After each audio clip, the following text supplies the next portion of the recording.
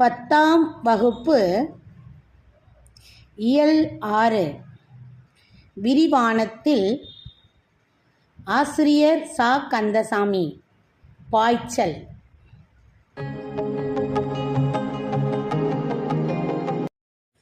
பாய்ச்சல். முன்னுரை. உண்மை கலைஞன் தன் கலையில் முழு ஈடுபாட்டையும் காட்டுவான். தன் வயதை பொருட்படுத்தாமல் முழு ஆர்வத்துடனும் புத்துணர்ச்சியுடனும் முழு ஒத்துழைப்பையும் கொடுப்பான். அத்தகைய கலைஞனை பற்றி இக்கதையில் பார்ப்போம். ஊருக்கு புதியவன். தெருமுனையில் நாதசுர சத்தமும் மேல சத்தமும் மக்கள் கூட்டமும் களை கட்டியது. இதனை காண அழகு சாலைக்கு வந்தான். அப்போது ஆள் உயர குரங்கு ஒன்று மரத்திலிருந்து கீழே இறங்குவதைக் கண்டான். இறங்கிய குரங்கு கால்கள் இரண்டையும் தரையில் ஊன்றி குப்புற அடித்து கைவீசி நடந்து செல்வதைக் கண்டான். அது குரங்கு இல்லை, அனுமன் மேடம் அணிந்த மனிதன்தான் என்று அழகுக்கு அப்பொழுதுதான் புரிந்தது. அனுமார் சேட்டை. ஒரு கடையில் தொங்கிக் கொண்டிருந்த வாழை தாற்றிலிருந்து வாழை பழத்தை பறித்து கண்ணில் கண்டவர்களுக்கு எல்லாம் அனுமார் கொடுத்தார். பின் நாதஸ்வர மேல சத்தத்திற்கு ஏற்ப தாவி பாய்ந்து குதித்து குறுக்கும் நெடுக்குமாக நடந்து சென்றார். இதனை எல்லாம் அழகு மிகவும் ரசித்து பார்த்தான். தீப்பந்தம்.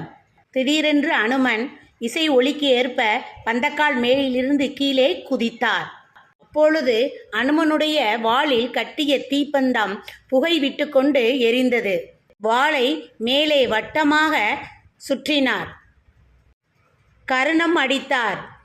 பெரிதாக சிரித்தார்.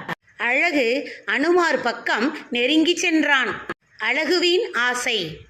இறுதியாக அனுமார் ஒரு கோயிலுடைய தூணில் சாய்ந்து உட்கார்ந்து தன் ஒப்பனைகளை எல்லாம் கலைத்தார்.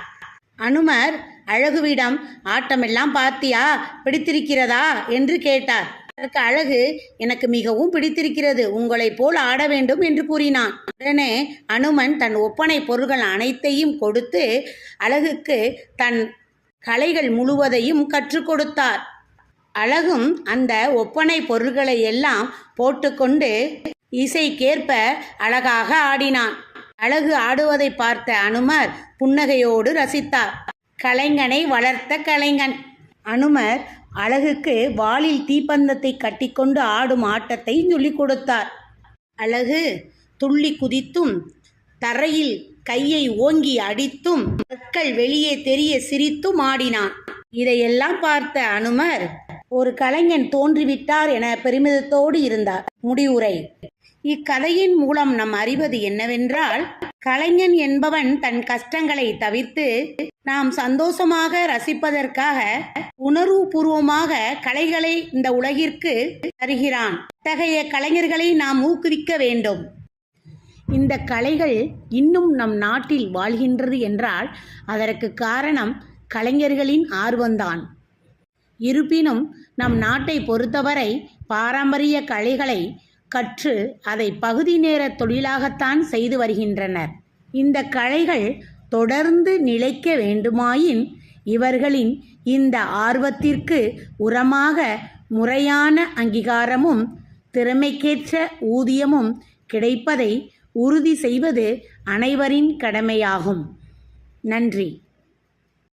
வணக்கம்.